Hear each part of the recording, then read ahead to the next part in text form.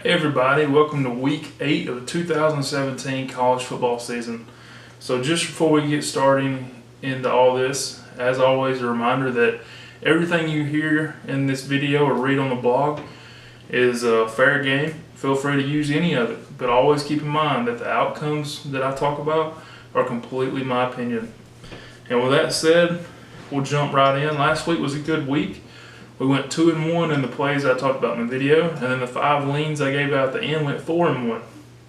The only loss we had in the plays given out was Auburn minus 6.5 on the road.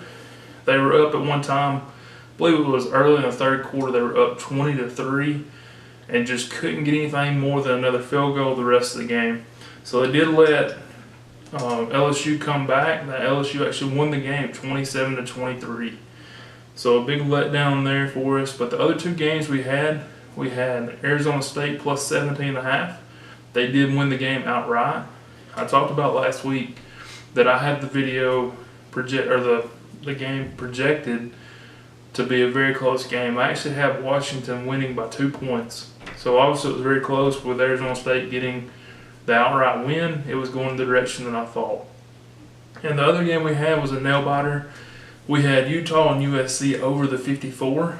With about 4 minutes left, the game was 28-21. We had to have 6 points, and we got it. Utah drove down the field, scored with about 30 seconds to go, made it 28-27. It didn't matter to us whether they kicked the extra point, went into overtime, or went for 2 like they did. Either way, we had covered, so that was very good. So 28-27, we covered by 1 point. So a good game there. A lot of fun to watch. And with that said, I'll jump right into this week. I actually only have 2 games this week, so with all my projections and things, I came up with a lot of overs, and which is kind of rare. Usually you have a pretty good split. You'll have overs and unders, and for some reason this week I projected a lot of points. So with that said, I didn't know how accurate that would be, and so I kind of laid off of that a little bit. Otherwise I'd had a ton of plays. I picked out a group of 5 games that I felt like was very dependable, and started researching those and refining those. Usually I put out 3 plays on this video, and actually got 2 today because they were the best 2. The other 3 I will give out as the leans at the end of the video. So the first game we'll talk about is Kentucky and Mississippi State. Currently Mississippi State is an 11-point favorite at home with a over-under of 53.5. So Kentucky had 2 weeks to prepare as they were on a bye last week. Mississippi State had BYU at home. They were a 24-point favorite and won by 25. They won 35-10, and I believe that was homecoming for them last week. And so Kentucky only has 1 loss this year, coming at home against Florida back in I believe week 3 or 4. And as you know, if you watched that game, they were leading the entire game, lost right there at the end by, I believe, 1 point. So with that said, we'll talk about projected stats. I have Kentucky rushing between 170 to 190 yards. I have them passing between 210 to 230 yards. I have Mississippi State rushing between 180 to 200 yards and passing between 170 to 190. So as you can tell, listening to those, it's very close on stats. I actually have Kentucky doing a little bit better.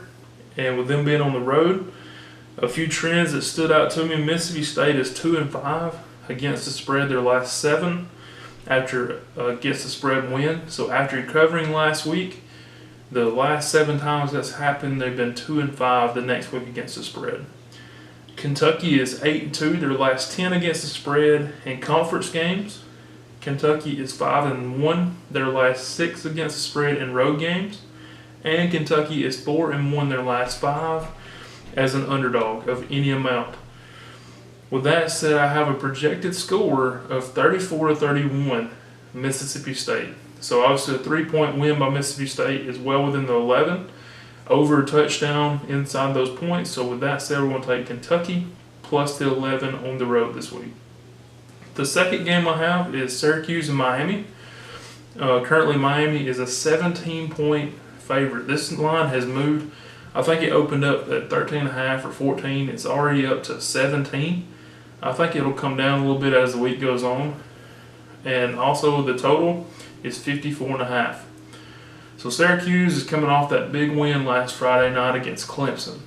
There's a couple things I'd like to mention about that. One is they got an extra day of rest. Not only did they get the win, but they got one more day of rest before this game.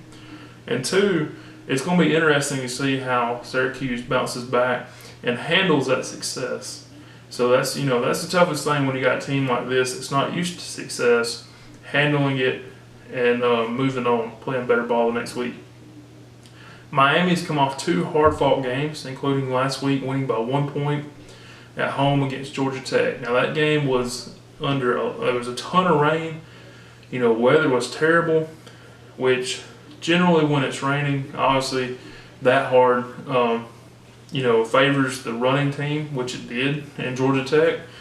Georgia Tech was leading late. Miami had to put together a drive at the end of the game where they actually had to go for it on 4th down. They got it, went down, kicked the field goal, and won the game. Before the year, I had Syracuse making it to a bowl game. I had them around 6-6, so obviously I've got, Coach Dino Babers is doing very well. He's got this team believing in what he does. And anytime you've got a team that believes in the system, in the process, you're going to do well. It doesn't matter about talent when it comes to that. If you've got a bunch of 3-stars and 2-stars that are believing in what you're doing, you're going to do good things. You may not win every game. You're going to lose some of these games just by sheer depth and talent. But in the long run, you're going to do okay. And that's what he's got. And if he can build on that, he'll get better and better. Projected stats I have is Syracuse rushing between 150 to 170 yards, passing between 250 to 270, while Miami I have rushing between 130 to 150 yards and passing between 240 to 260 yards. Trends, I have Miami as 1-4 their last 5 against the spread in October games.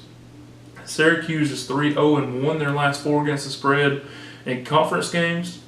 Syracuse is 4-1 their last 5 against the spread in road games.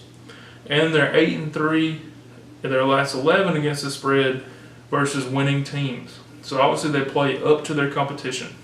So they've done very well over the last year and a half about playing well against teams that should beat them by a lot of points.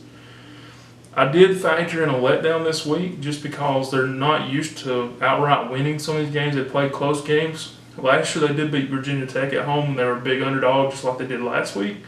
But it's not the same as beating Clemson. Clemson was the number 2 team in the country and you took them down. It's a big deal to try to bounce back from that. And that's part of the reason I think this line is so heavy in Miami's favor. Taking a team on the road that just had a huge win at home. It's going to be tough for this team to keep that momentum going and even play well. Hopefully they do, and I think they will. Honestly, I think they'll stay within that 17. I don't know if they're going to beat Miami outright, but I do think they'll stay within that 17 points. And with that said, that's the reason we'll take Syracuse plus 17. So the 2 plays, Syracuse plus 17, Kentucky plus 11. Both of those teams on the road this week. Big underdogs, double digit in conference. Leans, I did not make the cut. This is the 3 leans I talked about at the first of the video. Louisville plus 6.5, Kansas State plus 12.5, and Colorado and Washington State over 56. So check those out. Please like, share this video.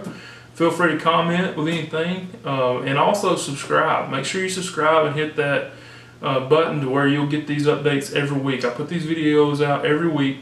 Also check out the link in the description for this week's NFL video. So with that said, good luck, and I'll see you next week.